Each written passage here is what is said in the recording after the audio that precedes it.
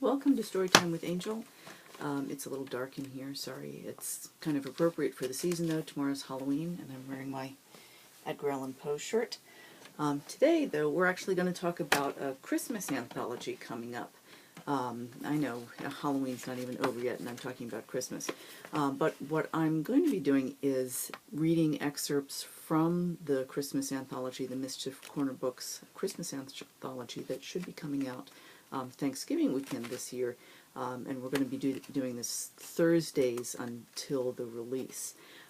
We have 4 stories for you for the anthology this year. There's one by Tony Griffin, one from Freddie McKay, one from Sylvia Violet, and one from me. So we actually have an interesting mix of stories this year. We're going to have a paranormal, a fantasy, a contemporary, and a science fiction from myself. Boy, I know we're all so shocked. So today, what I wanted to do was read a little excerpt from my story, which is called A Christmas Cactus for the General, which is a science fiction piece that does take place here on Earth, modern day, but we have an alien who has been exiled from his military command, and for the reasons you have to read the story. But that's more or less what we're looking at, and we will hopefully have a cover to share when I put this post up for the Christmas anthology also, and that is coming out Thanksgiving weekend this year. Christmas anthology will be titled Chestnuts Roasting, and that title is was given to us by our friend Hank Edwards. Thank you, Hank. Alright, so A Christmas Cactus for the General. The little blurb that I have here: exiled to Earth for perhaps the worst failure in Arasalan history, General Tyr must assimilate or die. Earth is too warm, too wet, too foreign. But he does the best he can, even though human males are loud, childish louts whom he can't imitate successfully. When a grieving seaplane pilot strikes up a strange and uneasy friendship with him, he finds he may have been too quick to judge human males. They are strange to look at, but perhaps not as unbearable as he thought. All right. So this excerpt is from the beginning of chapter 2, which is titled That Weird Little Man at Benson's. Christmas Cactus for the General by me, coming in this year's Mischief Corner Books Christmas Anthology, Chestnuts Roasting. TJF, huh, Bruce? Hal, the new mechanic, shot him a grin and a too cheery wave on his way into the office. What the fuck ever, Bruce snarled, shouldering his way out the door. He just landed his last scheduled flight of stupid hunters for the week. One last nerve he didn't have.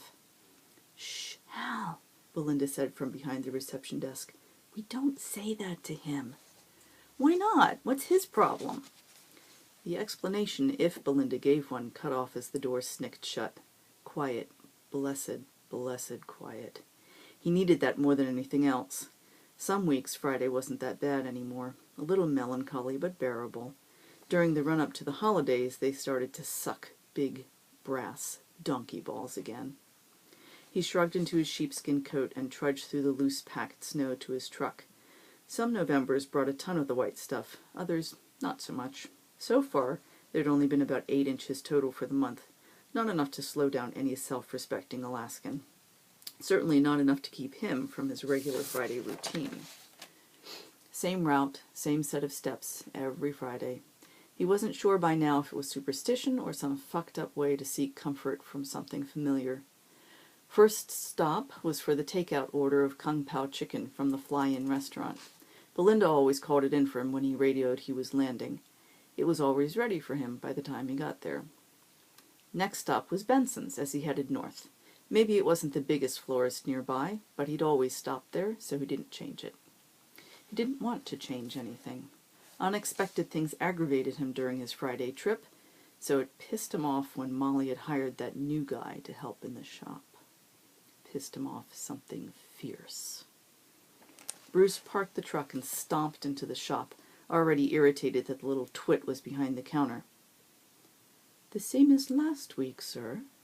The soft voice didn't quite lisp, but it might as well have. Yeah, the same. It's always the same. Bruce tapped his fingers on the counter, scowling as this thing minced into the back to get his regular order. At least his fucking heels aren't as high today. He came back with the purchase impeccably wrapped, a single purple hyacinth, shook his hair back so the damn hoops in his left ear jingled, and said, "Was there anything else, sir?" That was it. Bruce's last nerve. "No, there's not any fucking thing else. There's never been anything else. Do you want to take my goddamn money or not, you little twink shit?" The shouting brought Molly racing out from the back room. "Bruce, stop bellowing. What in the world's the matter?" Chest heaving, face heated almost to sweating, Bruce snarled. "He asked if there was anything else." Molly came around the counter and took his arm to lead him a few steps away. "That's what he's supposed to do. You have a problem with Tyr?" Tyr? What the hell kind of name is that? And yeah, I've got a fucking problem. Him and his heels and his bright parrot clothes and his soft little voice. Girly little faggots like that give the rest of us a bad name. Why can't he man up a little? Why does he have to try so hard to be all damn queeny? She patted his chest. "I'm pretty sure you're upset about something else, so I'm not tossing you out this time. Tyr's not from around here. I think he's Thai or something. They do things different over there. He works hard, he's got an incredible eye for flowers, and he's never late, so don't pick on him, okay? He's just who he is." When he managed a curt nod, Molly took his money and brought him change while he stood by the door. The little twerp watched him the whole time, no expression on his elfin magic little face. His mood and his routine fouled by the incident, Bruce stomped out, muttering, "Fucking pansy." Tyr kept still, watching the man drive off. The men on this world amazed him, such clumsy, uncontrolled louts, like overgrown children. If that had been one of his own men back home, Mr. Bruce would have been on the floor with a boot against his windpipe. But Tyr couldn't do such things here. It was, from what he understood, illegal.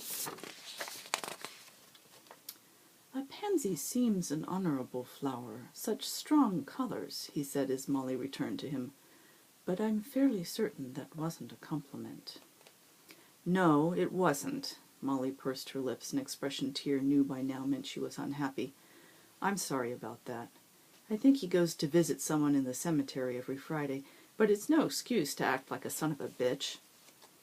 Sometimes it still struck Tyr as odd, working for a female, but Molly was a sensible, practical person, more like a male Erasalan than most of the men on this strange, wet planet.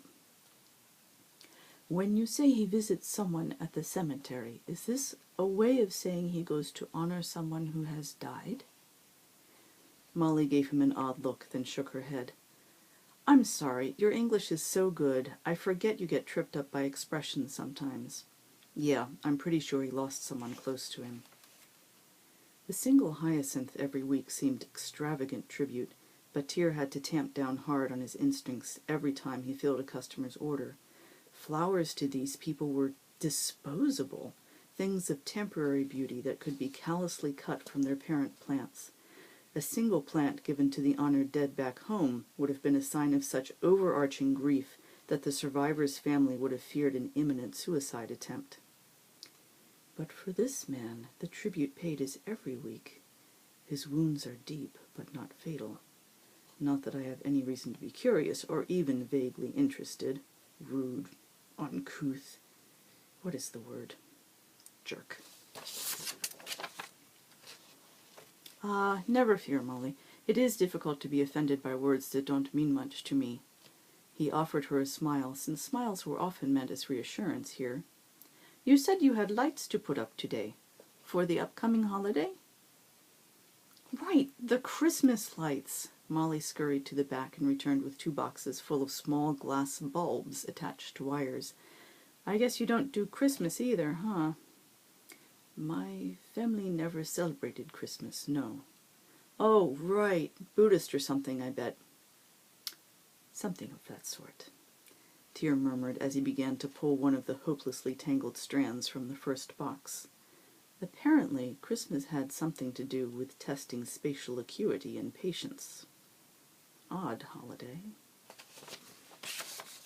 Alrighty, so that is from A Christmas Cactus for the General.